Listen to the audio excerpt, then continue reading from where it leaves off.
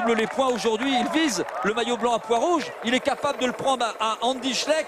Andy Schleck, virtuel leader pour l'instant du Tour de France. Puis il y a Pierre Rolland qui est parti pour chercher le maillot blanc. Et Andy Schleck, tous les classements, en fait. Il faut qu'il fasse un trou avec Cadel Evans, sinon il risque d'être battu devant la course. Il y a tous les classements, parce qu'on n'oublie pas non plus le maillot vert de Cavendish, qui est quelque part dans la course, on ne sait trop où, mais qui est peut-être hors délai tout à l'heure à l'arrivée.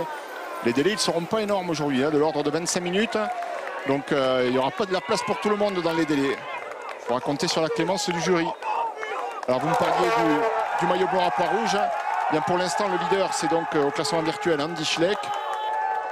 Attention. Et à 22 points, Thierry, pour en terminer, Samuel Sanchez. Donc Samuel Sanchez doit vraiment aller terminer deuxième, marquer les 36 points. Et il faudrait que Andy Schleck ne soit pas dans le classement, dans les 6 premiers, pour s'assurer de remporter ce classement. Alors on n'a pas du tout les mêmes écarts. Ça y est, voilà, les écarts sont redevenus normaux. On attend quand même d'avoir des informations avec Laurent Belay. Les écarts sont redevenus un petit peu plus normaux.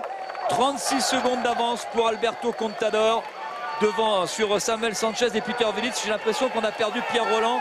Et 52 secondes seulement sur le groupe Evans et les frères Schleck. Donc on parle vraiment de victoire d'étape pour Alberto Contador pour l'instant. Laurent Belay, vous êtes à quelle hauteur? Voilà Pierre Rolland qui est rejoint par Samuel Sanchez seulement à l'instant même. Vous êtes à quelle hauteur, Laurent Belay?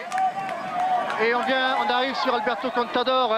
Pierre Rolland est environ à 200 mètres derrière Alberto Contador. Pierre Rolland qui a vu revenir Samuel Sanchez.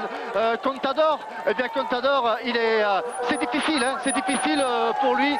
Ça va pas super vite. Il a fait beaucoup d'efforts, puisqu'on rappelle, il est parti dans le col du Télégraphe. Il a fait beaucoup d'efforts. Et là, il va vers une victoire de prestige. Mais il me paraît, alors là on a failli heurter des spectateurs et Patrick Rouillon a évité tout ça avec beaucoup de maestria. Voilà, Alberto Contador qui n'est pas en danseuse, on le voit souvent en danseuse, là assis et il arrache, il tire sur son guidon et il ne fait pas d'énormes écarts puisque Pierre Rolland est à environ 200 mètres derrière. On va essayer de s'arrêter pour faire des chronomètres lorsqu'on aura un virage un petit peu moins de monde.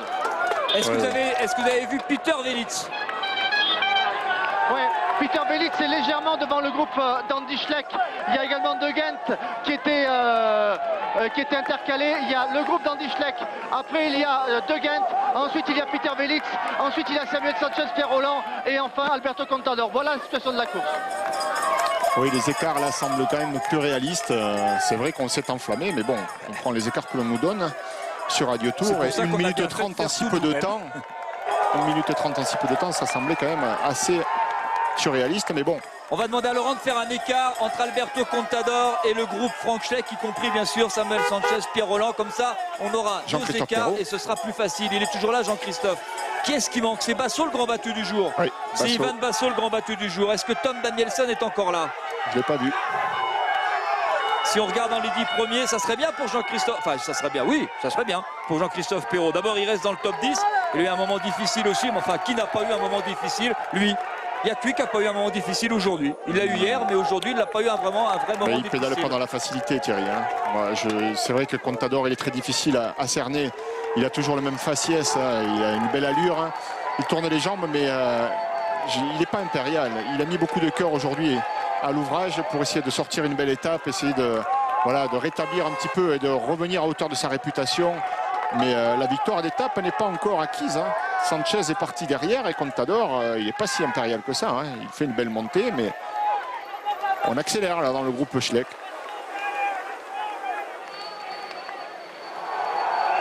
Un écart avec Laurent Belay, notre écart France Télévisions.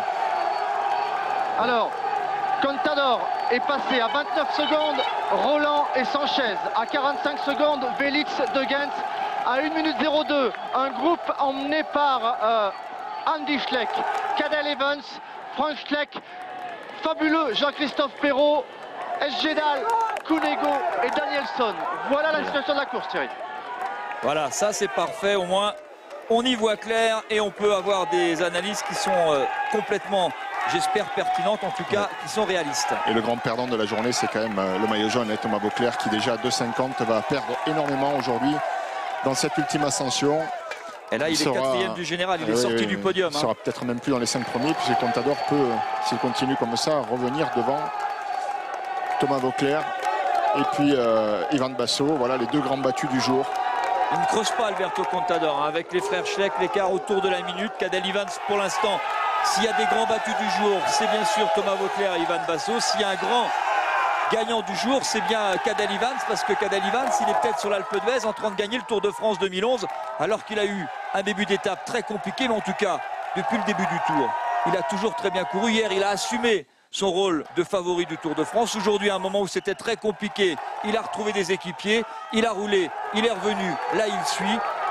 Il méritera sans doute tactiquement de gagner ce Tour de France. Oui, enfin, il ne faut pas quand même oublier un détail, c'est qu'il a 57 secondes de retard sur Andy Schleck au classement général. S'ils restent ensemble aujourd'hui, il va falloir que demain, il aille les reprendre. Le contre-la-montre, c'est un contre-la-montre, mais difficile. Et on se rend compte que